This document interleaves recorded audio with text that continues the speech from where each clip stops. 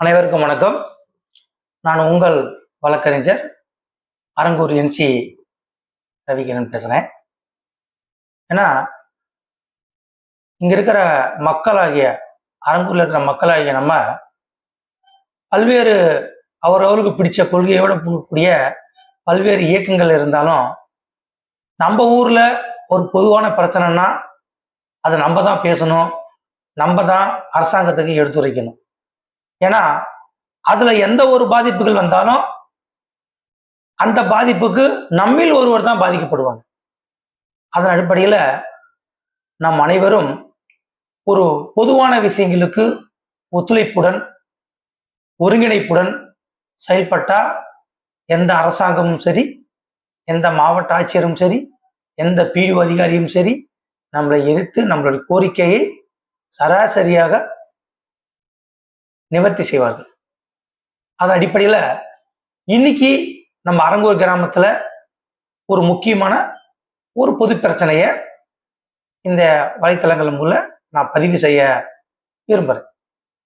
ஏன்னா நம்ம அரங்கூர் ஸ்ரீ மகாமாரியம்மன் கோயில் இருக்கு பார்த்தீங்களா, நம்ம கோயில் எதிர்ப்புறம் 1988 to 89 10,000 லிட்டர் கொள்முதல் கொண்ட ஒரு தண்ணீர் டேங்க் கட்டப்பட்டிருக்கு. அது இன்று வரை செயல்பட்டு இருக்கு. ஏறத்தாழ அந்த தண்ணீர் டேங்க் சுமார் 40 ஆண்டு காலம் கட்டி பழமை அடைஞ்சிருக்கு. அந்த 10,000 லிட்டர் கொள்முதல் உள்ள தண்ணீர் டேங்க்கு நீங்க அந்த 4 தூண் பார்த்தீங்கன்னா அப்படியே செதிலா சேதம் அடைஞ்சு ஒரு தூண் வந்து ரொம்ப டேமேஜ் ஆயிடுச்சு. இரும்பு அந்த பில்லர் போட்ட கம்பி எல்லாம் துருப்பிடிச்சு போயிடுச்சு. அந்த அடிமட்டத்துல தண்ணி டேங்க் அடிமட்டத்துல பாத்தீங்கன்னா ஃபுல்லா கொட்ட ஆரம்பிச்சிச்சு தூள் தூளா. இது ஏன் சொல்றேன்னா, இது எந்த வர மழை காலத்திலேயோ இல்ல காத்து காலத்திலேயோ, ஆடி மாத காத்து காலத்திலேயோ காற்று காலத்திலேயோ எப்ப வேணாலும் இடிஞ்சு உழுவுற ஒரு சூழ்நிலை இருக்கு. ஏன் சொல்ல வரேன்னா, அந்த பகுதி பக்தர்கள் அனைவரும் போயிட்டு அந்த இடத்துல கோயில் கும்பிட்டு வர போயிட்ட இடம், அதுக்கு நேராக தான் அந்த தண்ணி டேங்க் இருக்கு. மக்கள் அந்த பக்கத்தில் இருக்கிற பிள்ளையார் கோயில்ல இந்த கட்டடத்துல உட்கார்ந்து அமர்ந்து பேசக்கூடிய ஒரு பொது இடமா இருக்கு. அதை சார்ந்து அங்க ஒரு பஞ்சர் கடை இருக்கு. அதே மாதிரி அங்க பம்பு செட் இருக்கு, அங்க தண்ணி பிடிக்கிறதுக்கு மக்கள் வந்துட்டு போறாங்க. அதையும் தாண்டி மக்கள் 2 வீலர்லையும் கார்லையும் பஸ்லையும் நடந்தும் சைக்கிளையும் போற இடம்.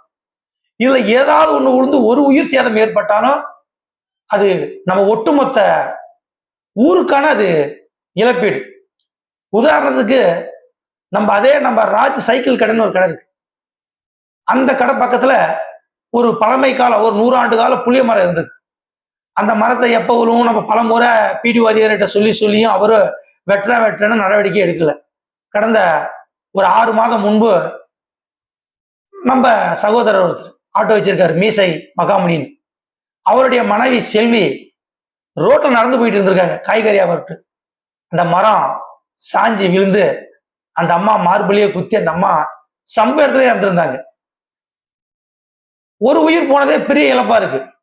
அந்த இடத்துல நம்ம மக்கள் ஒரு 10 பேர் குழந்தைங்க யாரோ ஒரு போயிருந்து இருந்தாங்கன்னா இழப்பு நடந்த பிறகு வருத்தப்பட்டு வேதனைப்பட்டு என்ன இருக்கு சொல்லுங்க. அதற்கு முன்னாடியே நம்ம இந்த விஷயத்துல இருந்து தற்காத்துக் கொள்வது நம்மளுடைய கடமை இல்லையா? அது மாதிரி இந்த தண்ணி டேங்க் பிரச்சனையும் இத PDO கிட்ட நாளை திங்கட்கிழமை நாங்க மனு கொடுக்க போலான்னு இருக்கோம். ஊர் சார்பில் கொடுத்து உடனடியாக அதை அகற்றிட்டு அதே இடத்துல ஒரு புது டேங்க கட்டணும். உயிர் சேதம் ஏற்படுத்துறதுக்கு முன்னாடி, பாதிப்புகள் ஏற்படுத்துறதுக்கு முன்னாடி அரசு தான் சரியா பண்ணணும். ஆனா அரசு யாரும் எந்த இடத்துலையும் எப்பவுமே கண்டுக்க மாட்டாங்க. நம்ம ஒரு மனுவா ரெடி பண்ணி அந்த விஷயத்த நம்ம அவன் கவனத்துக்கு கொண்டு போனதான் அவங்க நடவடிக்கை எடுக்கிறாங்க. மனுவா கொடுத்தா கூட எடுக்க மாட்டேங்கிறாங்க.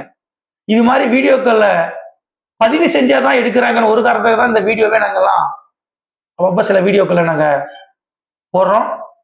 அதை மனு கொடுத்து ஒரு வாரத்துல நடவடிக்கை எடுக்கலைன்னா தொட்டியம் வட்டார வளர்ச்சி அலுவலகம் முன்பு மக்களை திரட்டி மிகப்பெரிய நாங்க ஆர்ப்பாட்டத்தை நடத்துவோம். அது பத்திரிகைக்கும் செய்தித்தாளையும் விளம்பரம் கொடுப்போம், மிகப்பெரிய இஷ்யூவாக கொண்டு போவோம்.